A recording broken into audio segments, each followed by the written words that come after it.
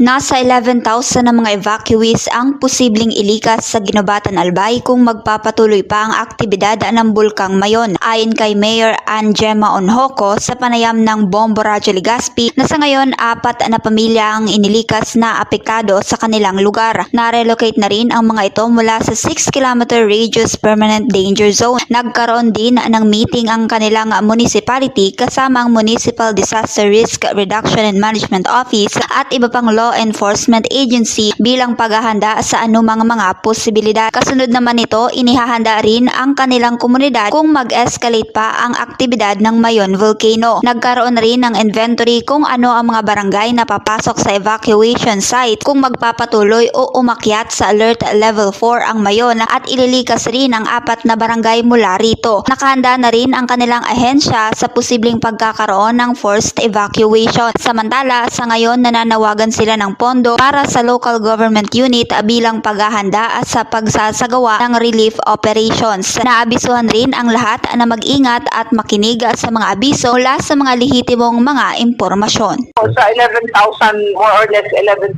na tao po, we have 8 evacuation centers po na naka-stand. Naka-ready naman po. Pero as to the funds, kailangan din talaga po makahingi kami ng tulong sa national government, yan sa DSWD, para maka-augment ang pondo po ng LGU. Yan ang ulat mula dito sa himpilan ng Bombo Radyo Legazpi. Ito si Bombo J.M. Cardino and this is Bombo Radyo Philippines, the #1 and most trusted source of news and information. Basta Radyo, Bombo!